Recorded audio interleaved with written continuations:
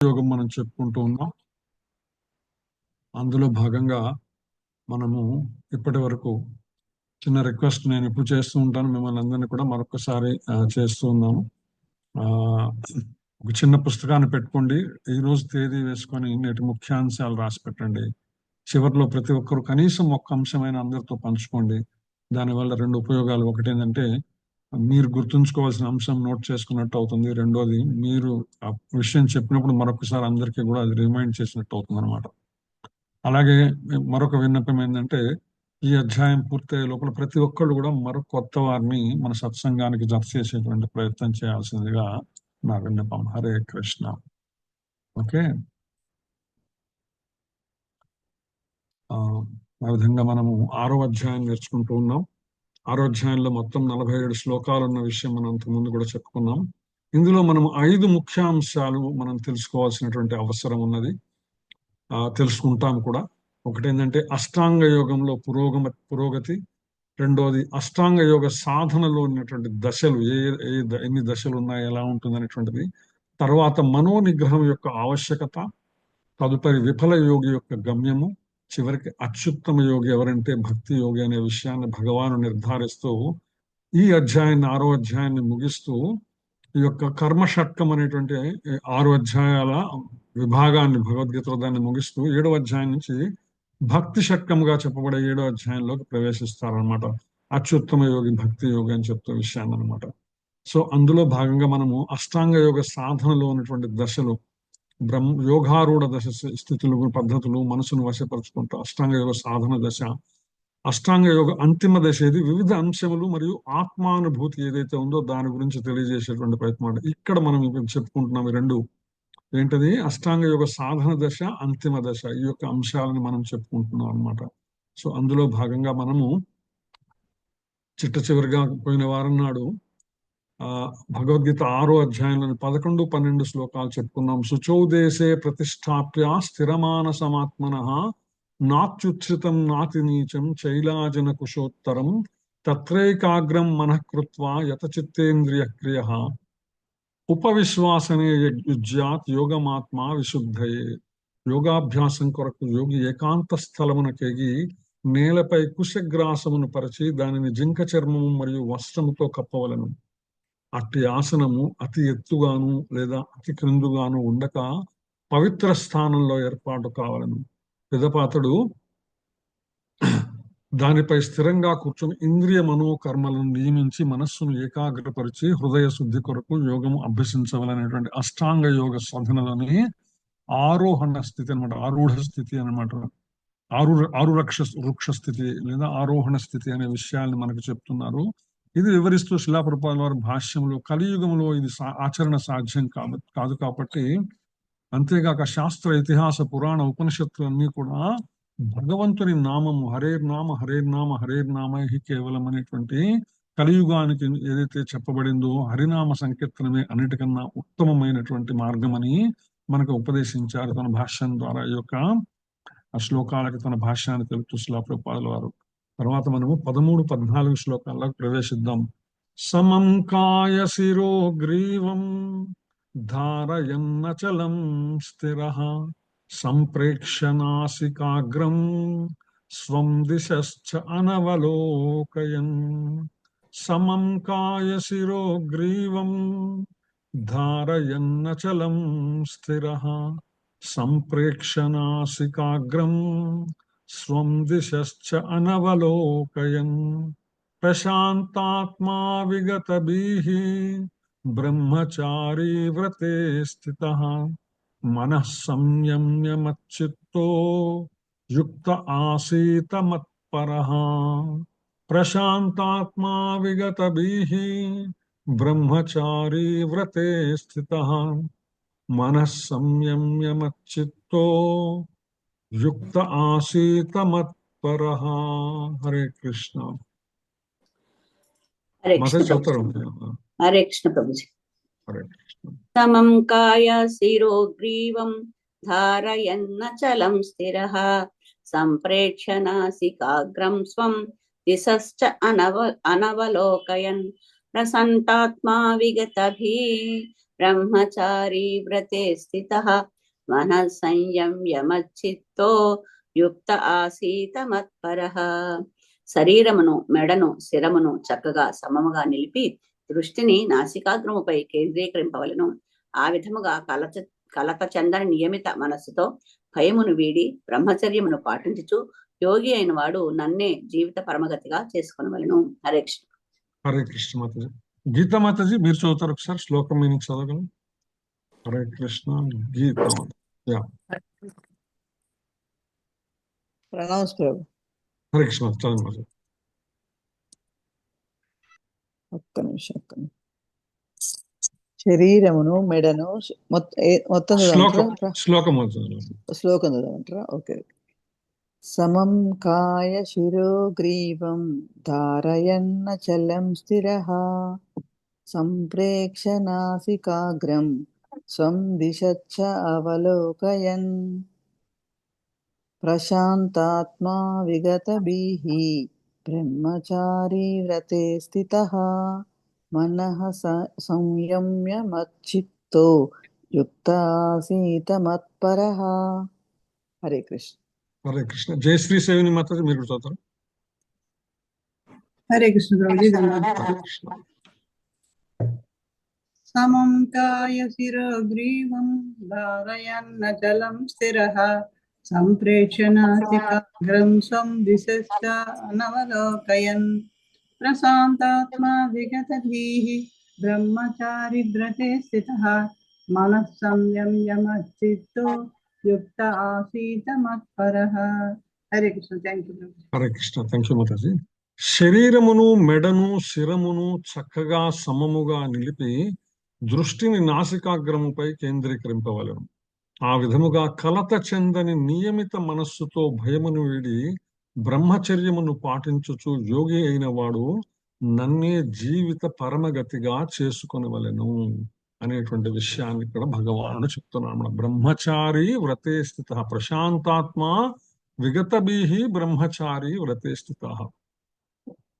అంటే శరీరమును ఒక స్థిరమైనటువంటి విధంగా దాన్ని ఉంచి తద్వారా కలత చెందని మనసుతో భయం వదిలిపెట్టాలి. బ్రహ్మచర్యాన్ని పాటిస్తూ యోగి అయిన వాడు భగవానుణ్ణి జీవిత పరమగతిగా, శ్రీకృష్ణ భగవానుణ్ణి జీవిత పరమగతిగా చేసుకోవాలన్నమాట. శిలాప్రభుపాదుల వారు దీనికి భాష్యం చెప్తూ హృదయ సాక్షాత్కారం అనేటువంటి విషయం చెప్తున్నాడు. మానవ జన్మ యొక్క అత్యంత ముఖ్యమైన లక్ష్యం ఏంటంటే చతుర్బాహు విష్ణు రూపమైన పరమాత్మగా ప్రతి జీవి హృదయంలో కల శ్రీకృష్ణుని తెలుసుకోవటమే.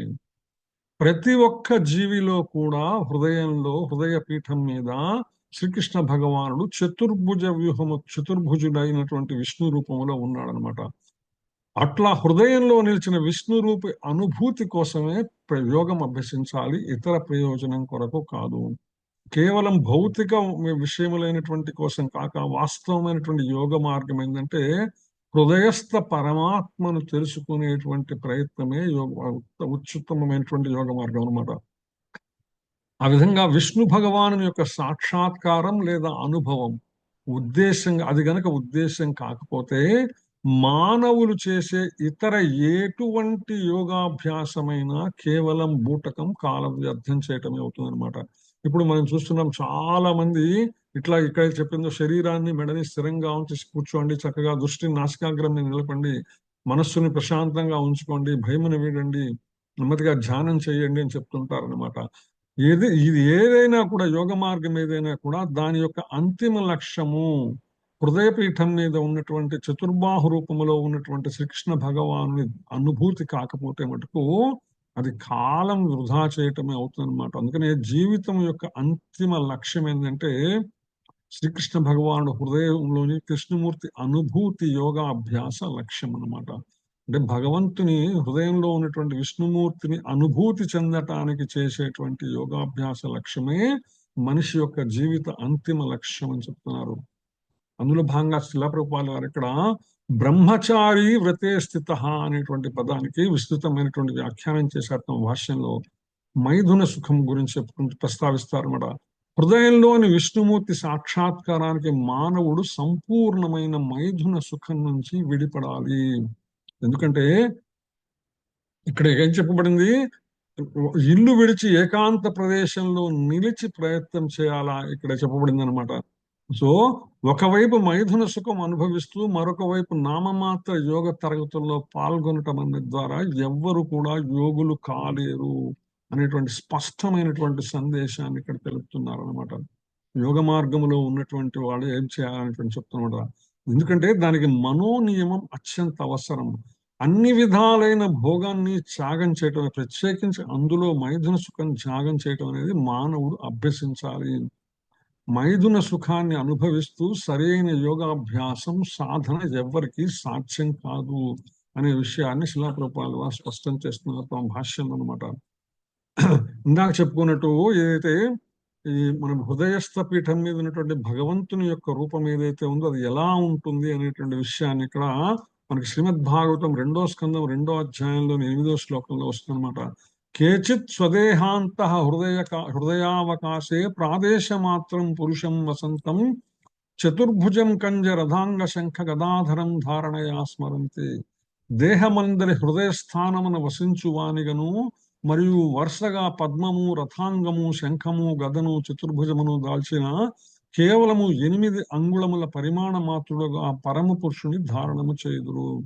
ఈ యొక్క అనాహత చక్రం 7 చక్రాలు అంటాము. అందులో అనాహత చక్రం అనేటువంటి హృదయ పీఠం మీద పరమాత్మ అనాహత చక్రము నుంచి విశుద్ధ చక్రము దాకా 8 అంగుళాలు అన్నమాట. ఎవరి జాన ఎంత ఉందో అక్కడ హృదయం దగ్గర కనుక పెట్టుకొని మీరు కరెక్ట్ గా పెట్టుకుంటే ఆ జాన ఎంత ఉంటుందో అంత లెక్కన భగవానుడు విస్తరించి ఉంటారు ప్రతి శరీరంలో కూడా. ఆ యొక్క హృదయస్థ పీఠం మీద ఉంటారనమాట. అదే హృదయస్థ పీఠం దగ్గర భగవంతుని పాద పద్మముల చెంత జీవాత్మ ఏది అనుకున్నాం మనము, వెంట్రుకలో 10,000 వంతు అయినటువంటి జీవాత్మ హృదయ పీఠం మీద భగవంతుని పాదముల దగ్గర ఆశీనమై ఉంటుంది అనమాట. అందుకని మనకి ఉపనిషత్తుల్లో ఏం చెప్పండి, ఒకే చెట్టు మీద ఉన్నటువంటి 2 పక్షులుగా చెప్పబడింది అనమాట. శరీరం అనేటువంటి వృక్షం మీద జీవాత్మ పరమాత్మ పక్క పక్కనే ఉంటాయని చెప్పుకున్నాం కదా మనము. సో అట్లా అనమాట. సో ఈ హృదయస్థ పీఠంలో ఉండే పరమాత్మ గురించి చెప్తూ తర్వాత శిలా ప్రభుపాదుల వారు ఇందాక చెప్పుకున్న మైథున సుఖం గురించి బ్రహ్మచారి వ్రతే స్థిత బ్రహ్మచర్యం గురించి చెప్తున్నారు. మైథున సుఖ జ్ఞానము లేనటువంటి బాల్యం నుంచే బ్రహ్మచర్యం బోధించబడుతుంది. అందుకని ఏంటంటే మైథున సుఖం మీద ఎటువంటి అవగాహన లేని బాల్యం నుంచే బ్రహ్మచర్యం ఎలా చేయాలి, ఆ వ్రతం ఎలా ఆచరించాలి అనే విషయాన్ని బోధించబడుతున్నారు. అందుకని 5 ఏళ్ల వయసులో పిల్లల్ని గురుకులానికి లేదా గురువు దగ్గరికి పంపిస్తే వారికి చక్కని బ్రహ్మచారులుగా శిక్షణ ఇస్తారనమాట. ధ్యాన మార్గం, జ్ఞాన మార్గం లేదా భక్తి మార్గం ఏదైనా బ్రహ్మచర్య అభ్యాసం లేకుండా ఎవ్వరూ వారి యోగములో అభివృద్ధిని పొందలేరు. అయితే ఇక్కడ ఒక ఎగ్జామ్షన్ ఉందండి. గృహస్థ జీవన ధర్మం చక్కగా పాటిస్తూ భార్యతోనే నియమబద్ధమైనటువంటి సంసార సుఖం కలిగిన వారు సైతం బ్రహ్మచారిగానే చెప్పబడతారు. ఈ విషయాన్ని మనం అంతకు ముందు కూడా చెప్పుకున్నాం అనమాట. బ్రహ్మచర్య వ్రతం అంటే గృహస్థాశ్రమంలో ఉన్నటువంటి వారు ఎవరైతే పరిమితముగా భార్యతోనే నియమబద్ధమైనటువంటి సుఖాన్ని పొందుతూ ఉంటారో వారిని కూడా బ్రహ్మచారులుగా పిలువబడతారన్నమాట. అందుకని నియమిత గృహస్థ బ్రహ్మచారులు భక్తి మార్గంలో ఆమోదించబడతారు. అందుకని భక్తి మార్గంలో ఉండేటువంటి గృహస్థులు ఎవరైతే ఉన్నారో వారిని బ్రహ్మచారులుగానే పరిగణించడం జరుగుతుంది. జ్ఞాన ధ్యాన మార్గ సాంప్రదాయాలు ఇతరమైనటువంటి భక్తి యోగము కాకుండా ఇతర యోగ మార్గములైనటువంటి జ్ఞానము లేదా ధ్యానం అనేటువంటి మార్గాల సాంప్రదాయాలు ఏవైతే ఉన్నాయో అవి తమ గృహస్థాశ్రమంలో ఉన్నటువంటి బ్రహ్మచారులను తమలో చేర్చుకోవడానికి అంగీకరించవు. ఎందుకంటే ఆ సాంప్రదాయాల వాళ్ళు మైథున జీవన త్యాగంలో ఎటువంటి సడలింపును అంగీకరించరు అనే విషయాన్ని శిలా ప్రభుపాద స్పష్టంగా తెలియజేస్తున్నారు అనమాట. అందులో భాగంగా శిలా ప్రభుపాద యాజ్ఞవల్క్య మహర్షి చెప్పినటువంటి బ్రహ్మచర్య నియమాల గురించి చెప్తారు. కర్మణా మనసావాచ సర్వావస్థాసు సర్వదా సర్వత్ర మైథున త్యాగో బ్రహ్మచర్యం ప్రచక్షతే. అన్ని సమయములలో, అన్ని పరిస్థితులలో, అన్ని ప్రదేశములలో మనసా వాచ కర్మణ మైథున భోగమును త్యజించుట కొరకే బ్రహ్మచర్యము ఉద్దేశించబడినది అనే విషయాన్ని సుస్పష్టంగా శిలా ప్రభుపాదుల వారు మనకు చెప్తున్నారు అనమాట. అందుకనే భక్తి యోగ విధానం ఏదైతే ఉన్నదో ఇది అత్యంత శక్తివంతమైనది అనమాట. ఉన్నతమైన భగవత్ సేవలోని వారు అప్రయత్నంగా మైథున సుఖ ఆకర్షణ నుంచి బయటపడతారు. ఎప్పుడైతే భగవత్ సేవలో నిరంతరము నెలకొని ఉన్నామో అప్పుడు అది ఉన్నతమైనది కాబట్టి మనకు తెలియకుండానే అప్రయత్నంగా మైథున సుఖం నుంచి మనం దూరంగా జరిగిపోతాం అనమాట. ఆ కారణం వలన గృహస్థ బ్రహ్మచారికి నియమితమైనటువంటి మైథున సుఖం అంగీకరించబడింది. ప్రత్యేకించి ఏంటంటే మిగిలిన ఆశ్రమముల్లో ఉన్నటువంటి వారందరూ కూడా గృహస్థాశ్రమం మీద ఆధారపడి ఉంటారు కాబట్టి, గృహస్థులపై ఆధారపడి సమాజం మొత్తం గృహస్థుల మీద ఆధారపడి ఉంటుంది కాబట్టి, ఇటువంటి గృహస్థ బ్రహ్మచారి ఎవరైతే ఉన్నారో వారికి నియమితమైనటువంటి మైథున సుఖం ఆమోదించబడింది. మనిషిలా ప్రభా చెప్తూ భగవద్గీతలోను శ్లోకాన్ని ప్రస్తావిస్తున్నారు. విషయా వినివర్తంతే నిరాహారస్య దేహినః రసవర్ణం రసోప్యస్య పరం దృష్ట్వా నివర్తతే. ఇతరులు బలవంతంగా తమను ఇంద్రియ భోగం నుంచి నియంత్రించుకుంటే భక్తులు తమ ఉన్నత రసాస్వాదన కారణంగా అప్రయత్నంగా ఇంద్రియ భోగాల నుంచి దూరమవుతారు. భక్తులు తప్ప ఇతరులకు ఆ దివ్య రసాస్వాదన జ్ఞానం ఏమాత్రం ఉండదు. భక్తి మార్గములో లేనిటువంటి వాళ్ళు బలవంతంగా తమ ఇంద్రియాలను నియంత్రించుకునేటువంటి సాధన చేయవలసి ఉంటుంది.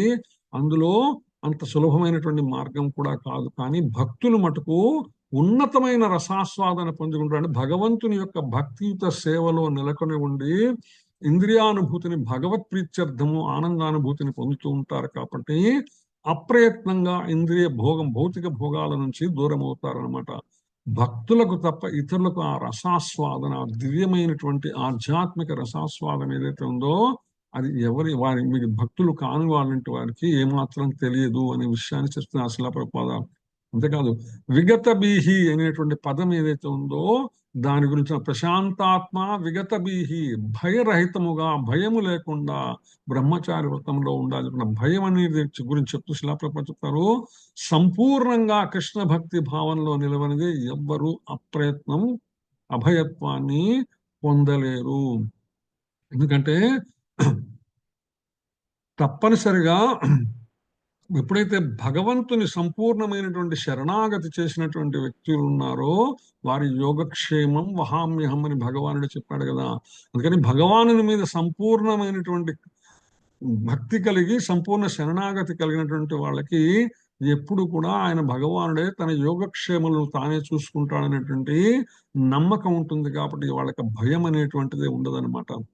తన వికృత స్మృతి కారణంగా బద్ధజీవుని భయంతో ఎవరైతే ఎందుకు వ్యక్తులు భయపడతారంటే భయం అనేటువంటిది ఎవరిలో ప్రవేశిస్తుందంటే భయమునొక కారణం ఏంటంటే తమకి భగవంతునితో గల సంబంధాన్ని మర్చిపోవటమే భయానికి కారణం అనమాట. ఎప్పుడైతే తమ భయానికి భగవానుడే తన యోగక్షేమంలో భగవానుడు చూసుకుంటాననేటువంటి ఉన్నతమైనటువంటి భావస్థితి ఉంటుందో వారికి భయం అనేదే ఉండదు అనే విషయాన్ని చాలా స్పష్టంగా ఇక్కడ శిలాప్రభుపాద వారు మనకి తెలియచేసేటువంటి విధం తెలుస్తుంది అనమాట. సో దీనికి ఉదాహరణగా మన ఆచార్యులు కూడా ఒక చక్కటి కథ చెప్తారు, మీరు అందరూ కూడా వినే ఉంటారు. ఒక విమానం ప్రయాణం చేస్తున్నప్పుడు ఆ విమానము కొన్ని విపత్కర పరిస్థితుల్లో ఉన్నదట. ఆ విపత్కర పరిస్థితిలో ఉన్నప్పుడు ఒక పిల్లవాడు విన్నాడు, పక్కన ఒక పెద్ద ఉన్నాడు. పిల్లవాడు చాలా ఆనందంగా ఉన్నాడు, ఏమి డిస్టర్బ్ కదులుతున్నది విమానం ఊగిపోతున్నది ఏమైనా కూడా అతనికి భయం లేదన్నమాట, ప్రశాంతంగా ఉన్నాడు. ఆ పక్కన కూర్చున్న పెద్దతను మాత్రము ఏమాత్రము చాలా కంగారు పడిపోతున్నాడు, ఏమవుతుందో ఏం జరుగుతుందో ఎట్లా అనేటువంటి పరిస్థితిలో ఉన్నాడు అనమాట. ఆ సందర్భంలో ఆ తర్వాత పిల్లవాడిని అడిగితే పిల్లవాడు చెప్తాడనమాట, ఎందుకు నైనా నీకు అసలు ఎటువంటి కంగారు లేదంటే ఆ విమానం నడుపుతున్నటువంటిది ఎవరో కాదు మా నాన్నగారే, కాబట్టి నాకు ఆయన మీద నమ్మకం ఉన్నది, ఎటువంటి పరిస్థితుల్లో దీనికి ఏం కాదనేటువంటి నమ్మకం ఉన్నది అని చెప్తారనమాట. సో అట్లా ఏంటంటే భగవంతుడు నావాడు, నేను భగవంతుడి వాడిని, నేను భగవంతుని యొక్క అంశ, నాకు భగవానునికి అంత అత్యున్నతమైనటువంటి సంబంధం ఉన్నది, జీవాత్మ పరమాత్మ సంబంధం అనేటువంటి జ్ఞానములో స్థిరమై ఆ అనుభూతి చెందిన ఆత్మ సాక్షాత్కారం లేదా హృదయ సాక్షాత్కారం పొందినటువంటి వ్యక్తికి భయం అనేది ఉండదు. అది లేని వారికి భయం ఉంటుందనే విషయం చెప్తారన్నమాట.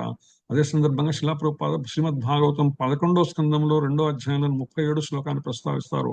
భయం ద్వితీయాభినివేశతః స్యాద్ ఈషాదాపేతస్య విపర్యయో స్మృతి.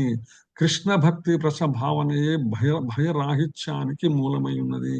ఎప్పుడైతే ఈశ్వరుడే మీద సంపూర్ణమైనటువంటి విశ్వాసము కలిగి సంపూర్ణ శరణాగతి చేసి ఉంటారో భగవానుడైనటువంటి ఈశ్వరుడైనటువంటి శ్రీకృష్ణ భగవాను పరమాత్మ మీద ఎవరైతే సంపూర్ణ శరణాగతి చేసి ఉంటారో అనన్యా చింతయంతో మాం ఏ జనా పర్యుపాసతే తేషాం నిత్యాభియుక్తానాం యోగక్షేమం వహామ్యం.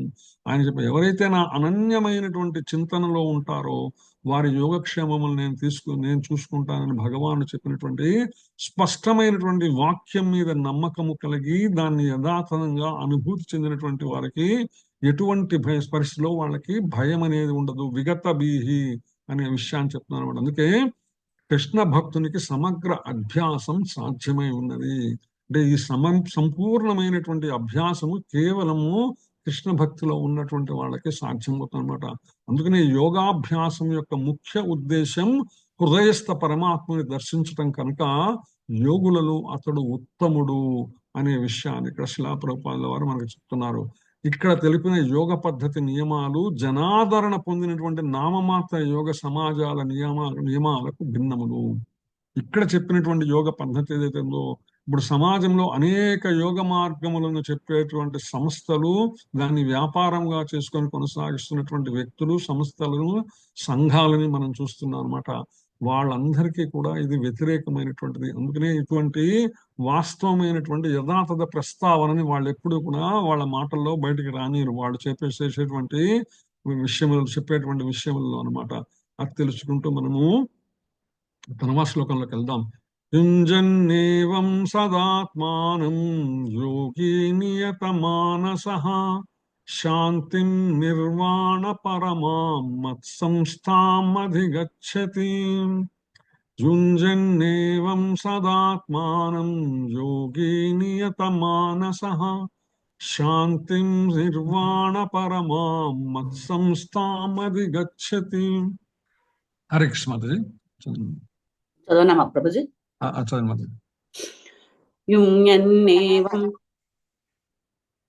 సదాత్మానం యోగి నియతమానసః శాంతిం నిర్వాణ పరమాం మత్సంస్థామం అధిగచ్చతి.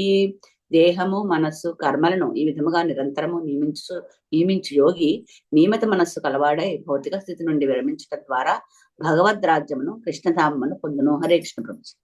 హరే కృష్ణ. నాగమణి మాతాజీ చూస్తారు. హరే కృష్ణ ప్రభుజీ. హరే కృష్ణ మాతాజీ. యుంజన్నేవం సదాత్మానం యోగి నియతమానసః శాంతిం నిర్వాణ పరమాం మత్ సంస్థాం అధిగచ్చతి. దేహము, మనస్సు, కర్మలను ఈ విధంగా నిరంతరము నియమించు యోగి నియమిత మనస్సు కలవాడై భౌతిక స్థితి నుండి విరమించుట ద్వారా భగవద్ రాజ్యమును అనగా కృష్ణధామమును పొందును. హరే కృష్ణ. హరే కృష్ణ. హరే కృష్ణ. రాధామాతాజీ మీరు చూద్దాం. హరే కృష్ణ ప్రభుజీ. ప్రణామాలు ప్రభుజీ. హరే కృష్ణ. యుంజన్నేవం సదాత్మానం యోగి నియతమానసః శాంతిం నిర్వాణ పరమాం మత్ సంస్థాం అధిగచ్చతి. దేహము, మనసు, కర్మలను ఈ విధముగా నిరంతరము నియమించు యోగి నియమిత మనస్సు కలవాడై భౌతిక స్థితి నుండి విరమించుట ద్వారా భగవద్ రాజ్యమును, కృష్ణధామమును పొందును. హరే కృష్ణ. హరే కృష్ణ. సో ఇక్కడ ఈ లక్ష్యం ఏంటంటే భగవద్ రాజ్యమును పొందటం, భగవంతుని యొక్క ధామానికి చేరటం అంతిమ లక్ష్యంగా చెప్పబడింది. అది ఎలా సాధన అవుతుందంటే భౌతిక స్థితి నుంచి విరమించటం ద్వారా అది సాధ్యమవుతుంది. భౌతిక స్థితి నుంచి ఎలా విరమించవచ్చు అంటే దేహము, మనస్సు, కర్మలను నిరంతరము నియమించేటువంటి యోగి ఎవరైతే ఉన్నారో, నియమిత మనసు కలిగినటువంటి వారు యోగి ఎవరైతే ఉన్నారో వారు ఆ విధంగా భౌతిక స్థితి నుంచి విరమించడం ద్వారా భగవద్ రాజ్యాన్ని పొందవచ్చు అనేటువంటి విషయాన్ని ఇక్కడ చెప్పడం జరిగిందనమాట. యోగాభ్యాస అంతిమ లక్ష్యం ఏమిటో దాని గురించి ఇక్కడ చెప్పడం జరిగిందని శిలా ప్రభుపాదుల వారి భాషలో చెప్తున్నారు మనకి. యోగాభ్యాసం ఎటువంటి భౌతిక సౌకర్యం కోసం కాక భౌతిక స్థితి నుంచి ముక్తిని పొందటానికే ఉద్దేశించబడింది అనేటువంటిది స్పష్టమవుతుంది అనమాట. మనం తెలుసుకోవాల్సింది యోగాభ్యాసం ఏదైనా కావచ్చు, ఏ రూపమైనా కావచ్చు, దాని యొక్క అంతిమ లక్ష్యం ఏమిటి? ఈ యొక్క భౌతిక జగత్తు నుంచి ముక్తిని పొందటమే తప్ప భౌతికమైనటువంటి విషయాల కోసము కాదు. కేవలం భౌతికంగా చాలా మంది చెప్తున్నారు మీరు ధ్యాన యోగం చేయండి చాలా ప్రశాంతంగా ఉంటారంటే ఆ ధ్యాన యోగం చేయటం వల్ల ప్రశాంతత అనేటువంటిది అంత సులభమైనటువంటి విషయం కాదు కేవలం ధ్యాన యోగం వల్ల అనమాట. ఆ ప్రశాంతత ఎత్తుకుంటూ వస్తుందంటే ఆ ధ్యాన యోగం పరమాత్ముని మీద చేసినప్పుడు, పరమాత్మ యొక్క ఉన్నతమైనటువంటి రూపాన్ని ధారణ చేసినప్పుడు మాత్రమే శాంతికి మార్గం కుదురుతుందన్నమాట. అందుకని యోగం ద్వారా ఆరోగ్య వృద్ధి చేసుకోవడం లేదా ఏదైనా సిద్ధి పొందటానికి ప్రయత్నించేవారు ఈ భగవద్గీతను అనుసరించి వాళ్ళు యోగులు కాదు. వాళ్ళని యోగి అని పిలవటము, యోగి అనేటువంటి నామకరణం వాళ్ళకి చెప్పడము సాధ్యం కాదు. ఎందుకంటే వాళ్ళు కాలేరు, ఎప్పటికి కూడా యోగి కాలేరు వాళ్ళు అనమాట. అందుకని భౌతిక స్థితి నుంచి ఎవరైతే విరమణ అనేటువంటిది మానవుని శూన్యంలోకి ప్రవేశపెడుతుంది. ఎందుకంటే భౌతిక స్థితి నుంచి, భౌతిక భావం నుంచి పైకి రావటం, బయటికి రావటం మాత్రమే లక్ష్యం కనిపేత అది శూన్యం వైపు మనల్ని తీసుకెళ్తుంది. నిజానికి అటువంటి భావన మిథ్య మాత్రమే, అది వాస్తవం కాదు. ఎందుకంటే భగవాను యొక్క సృష్టిలో ఎక్కడ కూడా శూన్యం అనేది లేదు అని శిలా ప్రభుపాదుల వారు చాలా స్పష్టమైనటువంటి విషయాన్ని చెప్తున్నారు ఇక్కడ. వాస్తవానికి భౌతిక స్థితి నుంచి ముక్తి జీవుని ఆధ్యాత్మిక లోకమైన భగవద్ధామానికి చేరుస్తుంది. అది మాత్రమే లక్ష్యమై ఉండాలి అని చెప్తున్నారు అనమాట. అంతేకా అక్కడ భగవద్ధామం మత్సంస్థాం నా స్థానమునకు అనేటువంటి విషయం వచ్చింది కాబట్టి శిలా ప్రభుపాదుల వారు భగవద్ధామ విషయం గురించి చెప్తున్నారు. సూర్య చంద్రులు కానీ లేదా ఎటువంటి విద్యుత్ కూడా అవసరం లేనటువంటి భగవద్ధామం భగవద్గీతలో చాలా స్పష్టంగా వివరించబడింది. ఆధ్యాత్మిక జగత్తులో లోకాలు కూడా భౌతిక ఆకాశంలో వలె స్వయం ప్రకాశమైనటువంటివి, సూర్యుని వలె అనమాట. ఎలా అయితే ఈ భౌతిక ప్రపంచంలో మనకు కనిపించేటి వాటిలో తనంతట తానుగా వెలిగేటువంటి వాడెవడు? సూర్యుడు అన్నమాట, సూర్య భగవానుడు. కాబట్టి ఆయన ఎలా తన ప్రకాశాన్ని కలిగి ఉంటాడో ఆధ్యాత్మిక జగత్తులోని సర్వలోకములు అంతే ప్రశాంతమైన, అంతే చక్కటి కాంతిని కలిగి ఉంటాయన్నమాట. ఎందుకంటే సృష్టి అంతా భగవద్ రాజ్యం అయినప్పటికీ కూడా ఆధ్యాత్మిక ఆకాశం, దానిలోని లోకాలు మాత్రం పరంధామం అని పిలువబడతాయి అన్నమాట. అంటే ఈ భౌతిక ప్రపంచమునకు పరమైనటువంటివి ఏవైతే ఉన్నాయో, వీటికి బాహ్యమైనటువంటివి, వీటికన్నా ఉన్నతమైనటువంటివి ఏవైతే ఉన్నాయో దాన్ని పరంధామము, ఆధ్యాత్మిక లోకం అని చెప్పబడుతుంది అనమాట. కృష్ణుని గూర్చిన సంపూర్ణ జ్ఞానం కలిగినటువంటి పూర్ణ యోగి ఆ భగవానుడు. స్వయంగా ఇక్కడ తెలిపిన విధంగా మచ్చిత్త, మత్పరహ, మత్సంస్థాం అనేటువంటి మూడు, ఇక్కడ ఈ శ్లోకంలో మత్సంస్థాం అంటే నా యొక్క ధామం అనేటువంటి విషయం చెప్పబడింది. అంతకుముందు శ్లోకాల్లో మచ్చిత్త మత్పరహ, నన్ను మనసులో నిలుపుకునేటువంటి వాళ్ళు, నన్ను నా కోసం తప్పించేటువంటి వాళ్ళు అనే విషయాన్ని గత శ్లోకాల్లో చెప్పబడింది అనమాట. అటువంటి వారు ఎవరైతే భగవత్ సంబంధమైనటువంటి భగవంతుని గురించి మనస్సులో చింతించేటువంటి వాళ్ళు, భగవంతుని కోసం తప్పించేటువంటి వాళ్ళు, భగవద్ రాజ్యాన్ని చేరాలనే లక్ష్యం కలిగేటువంటి వాళ్ళు మాత్రమే నిజమైనటువంటి శాంతిని పొంది అంచమున చిట్ట చివరికి గోలోకమైనటువంటి గోలోక బృందావనమైనటువంటి కృష్ణలోకము, దివ్యమైనటువంటి కృష్ణలోకానికి చేరగలరు అని శిలా ప్రభుపాదుల వారు తమ భాష్యంలో మనకి భగవద్ధామ వైశిష్ట్యం గురించి చెప్తారనమాట. దానికి ఉదాహరణగా శిలా ప్రభుపాదుల వారు బ్రహ్మ సంహితలోని నుంచి శ్వేతాస్వాతరోపనిషత్తులోని 2 వాక్యాలు మనకి వివరిస్తున్నారు. బ్రహ్మ సంహితలో గోలోకయేవ నివశిలాత్మభూతః, శ్రీకృష్ణ భగవానుడు తన ధామమైన గోలోకంలో నిత్యముగా వసించి ఉన్నను, తన దివ్య శక్తులచే సర్వత్రా వ్యాపించి ఉన్న పరబ్రహ్మముగా మరియు సర్వ జీవ హృదయస్థుడైనటువంటి పరమాత్మగా తెలియబడుతున్నాడు అనమాట. శ్రీకృష్ణ భగవాన్ యొక్క సంపూర్ణ అవగాహన ఏదైతే ఉందో, అతని సంపూర్ణ అంశమైన విష్ణువు యొక్క అవగాహన లేకుండా ఎవ్వరూ కూడా ఆధ్యాత్మిక జగత్తు వైకుంఠంలో కానీ లేక భగవద్ధామమైనటువంటి గోలోక వృందావనంలోకి ప్రవేశించలేరు. ఎవరు ప్రవేశించలేరు? ఎవరైతే మచ్చిత్త, మత్పరహ, మత్సంస్థాం అనేటువంటి భావన లేకుండా, ఆ యొక్క దిశగా వాళ్ళ సాధన లేకుండా వాళ్ళు ఎప్పటికీ కూడా భగవంతుని యొక్క దివ్యమైనటువంటి ఆధ్యాత్మిక జగత్తు అయినటువంటి వైకుంఠమును కానీ లేక భగవద్ధామమైనటువంటి గోలోక బృందావనంలో కానీ ప్రవేశించలేరు. అయితే శ్రేష్ఠుడైనటువంటి యోగి ఎవరైతే ఉన్నారో, కృష్ణ భక్తి భావనలో కర్మ ఆచరించడం ద్వారా, మనస్సు కృష్ణపరమైనటువంటి కర్మలలో సంలగ్నమై ఉండటం ద్వారా, ఉదాహరణకి మనం అనేక సందర్భాల్లో చెప్పుకున్నాం, సవై మనః కృష్ణ పదారవింద, అంబరీష్ మహారాజు ఏ విధంగా ఉన్నారో శ్రేష్ఠుడైనటువంటి యోగి అనమాట. ఆ విధంగా కృష్ణ భక్తి భావనలో కర్మ ఆచరించడం, కృష్ణపర కర్మలలో సంలగ్నమై ఉండటం వల్ల వాళ్ళు శ్రేష్ఠులైనటువంటి యోగిగా చెప్పబడతారు.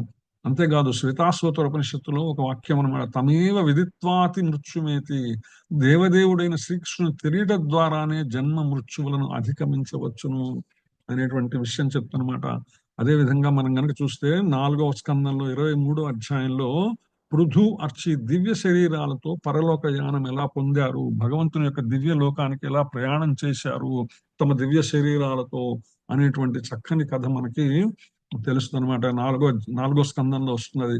బహుశా మీరు అందరు ఇప్పుడు 3లో ఉన్నారో 4లో ఉన్నారో నాకు ఐడియా లేదు. గోపికా గీతం ఉన్నటువంటి వాళ్ళందరూ కూడా తప్పనిసరిగా మీరు త్వరలోనే ఆ చక్కని కథను తెలుసుకుంటారనమాట. ఏ విధంగా పృథు మహారాజు అర్చి తాము వానప్రస్థం ద్వారా భగవంతుని యొక్క దివ్యధామానికి వెళ్ళారు అనే విషయం అక్కడ చక్కగా వివరించబడింది అనమాట. భౌతిక స్థితి నుంచి ముక్తిని పొందటమే యోగము యొక్క పూర్ణత్వం. అమాయక ప్రజలను మోసం చేసే ఇంద్రజాలం గాని వ్యాయామ ప్రదర్శన గాని యోగ పూర్ణత్వం కాదు. ఇక్కడ 2 రకాలైనటువంటి వ్యక్తులు లేదా వ్యవస్థల గురించి శిలా ప్రభుపాద చెప్తున్నారట. కొందరు వ్యక్తులు ఏం చేస్తారంటే ఏదో జనం ప్రజలు ఎక్కువగా వచ్చినటువంటి భక్తులు, తమ భక్తులు వారి భక్తులు ఎవరైతే ఉన్నారో వాళ్ళ దగ్గర కనుక ఎక్కువగా వస్తే వాళ్ళ ముందు మాయాజాల ప్రదర్శన చేసేటువంటి ప్రయత్నం చేస్తారు. వాళ్ళు ఏదో ఒక విపరీతమైనటువంటి చర్య చేసి తద్వారా ఏదో ఒక ప్రదర్శన చేయాలన్నటువంటి ప్రయత్నం చేస్తున్నాడు. అందుకే శిలాప్రభుపాద వారు చెప్తుంటారు అన్నమాట ఎప్పుడు కూడా, ఎవరైతే ఇటువంటి మాయ చేసి ఇది భక్తిలో మాకు భాగం అనేటువంటి విషయాన్ని ప్రజల్ని నమ్మించడానికి ప్రయత్నం చేస్తారో వాళ్ళందరూ కూడా వాళ్ళకన్నా కూడా ఇంద్రజాలం చేసేటువంటి మెజిషియన్లే చాలా గొప్పవాళ్ళు అని చెప్తాను. ఎందుకంటే వాళ్ళందరూ మాయాజాలం మాత్రమే ప్రయత్నం చేస్తారన్నమాట. అందుకని కొంతమంది వ్యక్తులు కేవలం 2-3 మాయాజాలాలు ప్రదర్శించడం ద్వారానే వాళ్ళని గొప్ప దేవులతో సమానంగా చేసి పూజించేటువంటి దౌర్భాగ్య పరిస్థితులు ప్రస్తుతం సమాజంలో మనం చూస్తూ ఉంటాం అనమాట. అదే సందర్భంగా వ్యాయామ ప్రదర్శన ఏదైతే ఉన్నదో కేవలం ఆసనముల ద్వారా ప్రాణాయామం అనేటువంటి విధానం ద్వారా ఈ వ్యాయామ ప్రదర్శన ఏదైతే ఉందో ఇది కూడా యోగ మార్గంలో పూర్ణత్వం కాలేదు. దాన్ని కూడా యోగా అని అంటుంటారు కదా, అది పూర్ణమైనటువంటి యోగ మార్గము కాదు అని శిలా ప్రభుపాద ఇక్కడ మనకి స్పష్టం చేస్తున్నారు. యోగా అంటే అష్టాంగ యోగములు అన్ని భాగములు కలిపితేనే అది సంపూర్ణమైనటువంటి యోగ మార్గం అవుతుంది అనమాట. అందులో విశేషంగా ఎన్ని చెప్పుకుంటూ వచ్చినప్పటికీ చిట్ట చివరికి అందరూ కూడా ఫెయిల్ అయ్యేది ఎక్కడంటే ధ్యానాధారణ. ధ్యానం ఎవరి మీద చేయాలి? భగవంతుని యొక్క అద్భుతమైనటువంటి సౌందర్యమైనటువంటి ఆయన యొక్క రూపం మీద ధ్యానం చేయాలి, ఆ రూపాన్ని మనసులో ధారణ చేయాలి. 2 విషయాలని తప్పించి మిగిలినవి ఎన్నో చెప్పేటువంటి ప్రయత్నం చేస్తుంటారనమాట. సో అందుకోసమని ఇవన్నీ కూడా సంపూర్ణమైనటువంటి యోగ మార్గము కాదు అని చెప్తారు. ఏదైతే ఇక్కడ శిలాప్రభుపాద వారు సవై మనః కృష్ణ పదారవిందేయో అని చెప్పారో మరొకసారి ఆ శ్లోకాన్ని మనం గుర్తు చేసుకుందాం. శ్రీమద్ భాగవతం 9వ స్కందంలోని 4వ అధ్యాయంలోని 18, 19, 20 శ్లోకాలు అనమాట. సవై మనః కృష్ణ పదారవిందయోర్ వచాంసి వైకుంఠ గుణానువర్ణనే కరో హరేర్ మందిర మార్జనాదిషు శృతిం చాకారాచ్యుత సత్కయోదయే. అంబరీషుడు మనస్సును శ్రీకృష్ణ పాదారవింద ధ్యానమునందు, వాక్కులను ఆ దేవదేవుని యొక్క గుణ కీర్తనమునందు, కరములను హరిమందిరము యొక్క మాలిన్యాన్ని శుభ్రం చేయటందు, కర్ణాలను శ్రీకృష్ణుడు పలికిన పలుకులను లేదా శ్రీకృష్ణుడు గుర్చిన పలికిన వాక్కులను వినుటయందు నియోగించను. ముకుందల్ గలయ దర్శనే దుషో తద్భృచ్చగాత్ర స్పర్శే సంగమం ఘ్రాణంచ తత్పాద సరోజ సౌరభే శ్రీమత్ తులస్యారసనాం తదర్పితే. ఆ భాగవతుడు నేత్రములను శ్రీకృష్ణుని అర్చామూర్తిని, కృష్ణ మందిరములను, మధుర బృందావనమును వంటి శ్రీకృష్ణ స్థానమును దర్శించుటయందు నెలకొల్పెను. అతడు స్పర్శను కృష్ణ భక్తులను సృష్టించుటయందు, ఘ్రాణమును భగవదర్పితమైనటువంటి తులసీదళాన్ని ఆఘ్రాణించుటయందు, రసమును భగవత్ ప్రసాదాన్ని ఆస్వాదించుటయందు నిలిపాడనమాట. అంతేకాదు పాదౌ హరే క్షేత్ర పదానుసర్పణే శిరో హృషీకేశ పదాభిబంధనే కామం చ దాస్యే నతు కామ కామ్యాయ యథోత్తమ శ్లోక జనాశ్రయారతి. పాదాలను హరిమందిర క్షేత్ర పర్యటనయందు, శిరమును శ్రీహరిచంత మొక్కుటయందు, కోరికలను హృషీకేశుని సేవయందు 24 గంటలు నిలిపెను. నిజానికి స్వీయ ఇంద్రియ భోగములకు అతడు ఏదీ కోరలేదు. సర్వ ఇంద్రియాలను అతడు భగవంతుని సంబంధమైన కార్యాలలో నిలిపి భక్తి యోగంలో నెలకొన్నాడు. కృష్ణానురక్తిని పెంపొందించుకొని భౌతిక వాంఛల నుంచి పూర్తిగా బయటపడుటకు ఇదే చక్కని మార్గము అనే విషయాల్ని మనకి శ్రీమద్ భాగవతంలో చెప్పబడుతుంది అనమాట. దీనికి వ్యతిరేకమైనటువంటి స్థితి గురించి మన పోతన గారి భాగవతంలో 2వ స్కందంలో వస్తుందన్నమాట. హరిభక్తి రహితుల యొక్క హేత, హరిభక్తి లేనటువంటి వాళ్ళు ఏ విధమైనటువంటి హీన స్థితిలో ఉంటారు అని చెప్తూ అక్కడ చక్కటి పద్యాలను చెప్తారన్నమాట పోతన గారు. విష్ణు కీర్తనములు వినని కన్నంబులు కొండల బిలములకు వలయేష, చక్రి పద్యంబుల చదువని జిహ్వలు కప్పల జిహ్వలు కౌరవేంద్ర, శ్రీ మనోనాథు వీక్షింపని కన్నులు కేకి పించాక్షులు కీర్తిదయిత, కమలాక్షు పూజకు గాని హస్తంబులు శవము హస్తంబులు సత్యవచన. విష్ణు కీర్తన వినటువంటి చెవులు, కర్ణాలు ఏవైతే ఉన్నాయో వాటికి కొండలకు ఉండేటువంటి గుహాలకి పెద్ద తేడా లేదు. కొండ గుహల్లో ఏముంటాయండి? ఎక్కువ ఏదైతే కొండ గుహల్లో ఎక్కువగా గబ్బిలాలు, కీటకములు, జంతువులు, భయంకరమైనటువంటి జంతువులు నెలకొని ఉంటాయన్నమాట.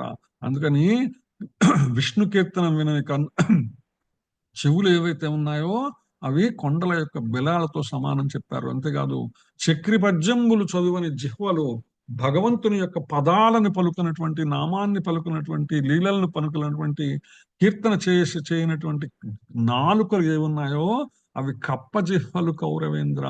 కప్పల యొక్క జిహ్వలు ఏం చేస్తుంది? ఇప్పుడు బెక్క బెక్క బెక్క బెక్కమని నడుస్తుంటాయి, అర్థం పర్థం లేని సౌండ్ అనమాట.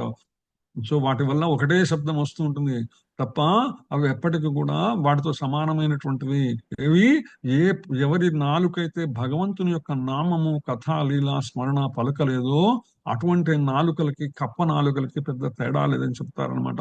అంతేకాదు శ్రీ మనోనాథు వీక్షింపని కన్నులు కేకి పించాక్షులు కీర్తిదైద. కన్నులు ఏవైతే ఉన్నాయో ఈ కన్నులు అనేటువంటిది భగవంతుని యొక్క రూపాన్ని దర్శించలేకపోతే వాటికి ఈ యొక్క నెమలి పింఛం మీద ఉండే కన్నులకి పెద్ద తేడా లేదనమాట. ఎందుకంటే అవి అందంగా ఉండటమే తప్ప వాటి వల్ల ఏ విధమైనటువంటి ఫలం లేకుండా ఉంటుంది. ఆ విధంగా అనమాట. కమలాక్షు పూజకు కాని హస్తంబులు శవము హస్తంబులు సత్యవచన. చేతులు ఏవైతే భగవానుడు ఇచ్చాడో ఈ చేతుల్ని భగవంతుని యొక్క పూజకు, అర్చనకు, సేవకు గనక వినియోగించకపోతే ఆ చేతులకి శవానికి ఉన్నటువంటి చేతులకి తేడా ఏమీ లేదని చెప్తారనమాట. అంతేకాదు హరిపద తులసి దళామోద రతిలేని ముక్కు పంది ముక్కు ముని చరిత్ర. అంటే భగవంతుని యొక్క పాద పద్మములకు అర్పించినటువంటి, ఆ హరికి అర్పించినటువంటి తులసీ దళాలని తీసుకొని అది ముక్కుతో వాసన చూడకుండా ఉంటే దానికి పంది ముక్కుకి తేడా లేదనమాట.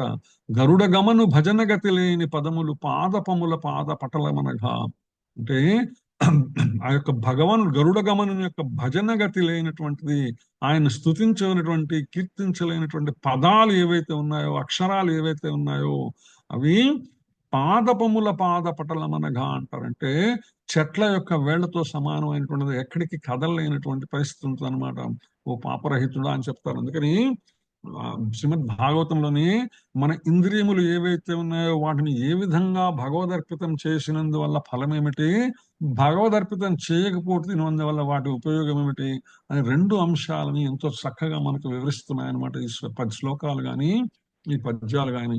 అది చెప్పుకుంటూ మనము తర్వాత శ్లోకంలోకి వెళ్దాం. హరే కృష్ణ.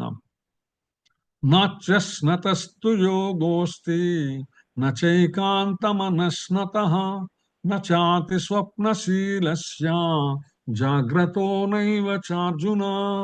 నాచ్యస్నతస్తు యోగోస్తి నచైకాంతమనస్నతః నాతి స్వప్నశీలస్య జాగ్రతో నైవ చార్జున. హరే కృష్ణ. మాత చదువు మాత. హరే కృష్ణ ప్రభుజీ.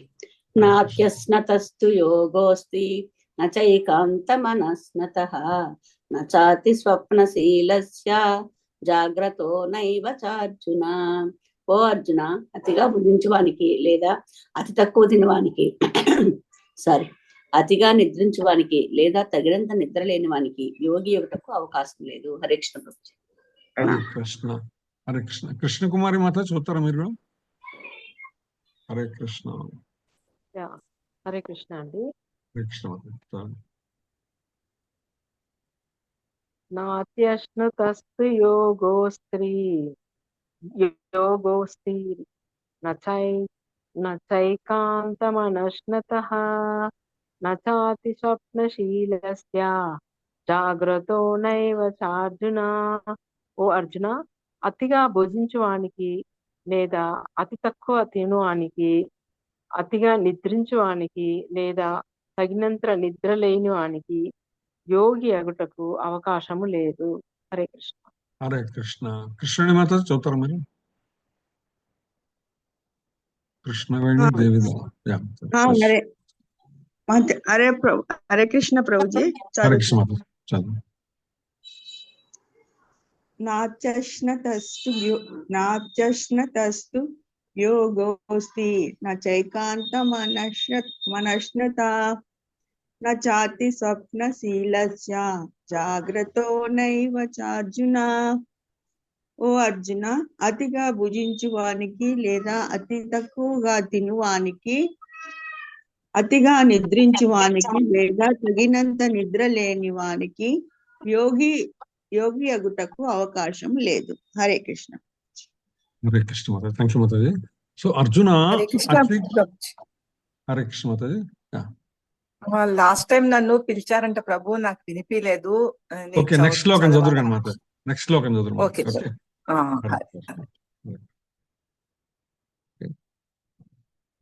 అర్జున, అతిగా భుజించువానికి లేదా అతి తక్కువ తినువానికి, అతిగా నిద్రించేవానికి లేదా తగినంత నిద్ర లేని వానికి యోగి అవటకు అవకాశం లేదు.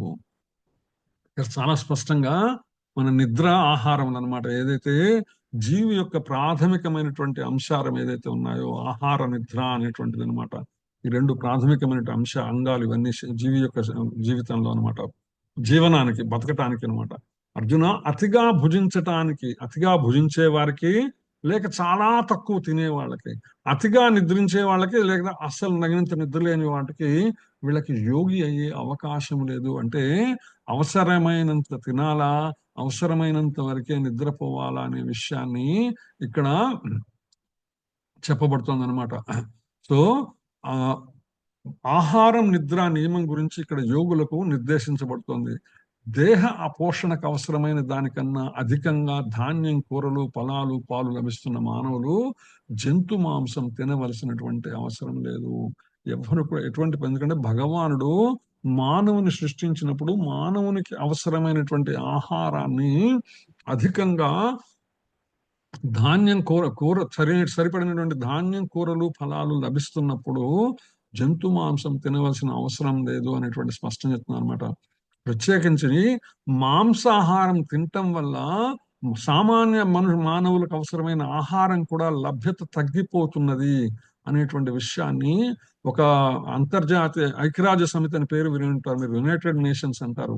యునైటెడ్ నేషన్ ఐక్యరాజ్య సమితి, యునైటెడ్ నేషన్స్ కన్వెన్షన్ ఫర్ డీడెజర్టిఫికేషన్ అనేటువంటి ఒక సంస్థ, ఒక చాప్టర్ ఉందన్నమాట ఐక్యరాజ్య సమితిలో, ఒక విభాగం ఉన్నది. వాళ్ళు ఏం చెప్తారంటే ఐక్యరాజ్య సమితిలో ఈ యొక్క ఎడారులుగా మారటాన్ని ప్రపంచవ్యాప్తంగా ఉన్నటువంటి భూమిలో ఎడారులుగా మారటాన్ని నిరోధించడానికి వాళ్ళు చేస్తున్న ప్రయత్నం అనమాట. వాళ్ళు ఏం చెప్తున్నారంటే మాంసాహారుల వల్ల ప్రపంచంలో ప్రతి 1 కిలో మాంసాహారం తయారు చేయటానికి కనీసం 7 నుంచి 8 కిలోల ఈ యొక్క వ్యవసాయ ఉత్పత్తులు ఏవైతే ఉన్నాయో ఇవన్నమాట, ఆ వ్యవసాయ ఉత్పత్తులు అవసరపడుతున్నాయట. అవి మొక్కజొన్న కావచ్చు, గోధుమలు కావచ్చు, ఇంకేదైనా గింజలు కావచ్చు, ఏదైనా సరే, అంటే మొక్కల మీద ఆధారపడి వచ్చేటువంటి పంటలు ఏవైతే ఉన్నాయో ఈ పంటలను ఖర్చు పెట్టడం వల్ల 1 కిలో మాంసాహారం తయారు చేయడానికి 7-8 కిలోల శాకాహారాన్ని వాళ్ళు వినియోగం చేస్తున్నారు ప్రపంచవ్యాప్తంగా. ఇది నేను చెప్పింది కాదండి. అంటే 1 కిలో మాంసం తినేటువంటి వ్యక్తి ఎవరైతే ఉన్నారో ఆ 1 కిలో మాంసం తినేటువంటి వ్యక్తి కనీసము 7-8 మందికి అనమాట వాళ్ళ ఆహారాన్ని వాళ్ళకి లేకుండా చేస్తున్నాడు. అందుకని ప్రపంచంలో అందరూ శాకాహారులుగా మారితే ఆహార సమస్య అసలు ఉండదన్నమాట. ఎందుకంటే ప్రస్తుతం పంట పండుతున్నది ప్రపంచవ్యాప్తంగా, ఇది అవసరానికి మించి కూడా పండుతున్నది అనేక సందర్భాలలో అనమాట. మనం గమనిస్తే కనుక జాగ్రత్తగా వివిధ దేశాల ప్రామాణికాలు కనుక స్టాటిస్టిక్స్ కనుక చూసుకుంటే, గణాంకాలు తీసుకుంటే అందులో స్పష్టంగా అవసరమైనటువంటి విషయం, ప్రత్యేకించి మాంసాహారుల వల్ల ఈ యొక్క కరువు అనేటువంటి పరిస్థితి వస్తున్నది, సరైనటువంటి ఆహారం లేనటువంటి పరిస్థితి. అంటే ప్రతి ఒక్క మాంసాహారి కూడా శాకాహారులు ప్రపంచవ్యాప్తంగా ఉన్న ఇతర జనాభాలోంచి 7-8 మంది ఆహారాన్ని ఒక్క మాంసాహారి తినేస్తున్నాడు అనే విషయం చాలా స్పష్టంగా ఆ యొక్క రిపోర్ట్లో కనిపిస్తుంది అనమాట. అందుకని భగవద్గీత ప్రకారం సరళమైన ఆహారం ఏదైతే ఉందో అది సాత్వికమైనటువంటిది. మాంసాహారం తమోగుణ ప్రధానులకు ఉద్దేశించబడింది.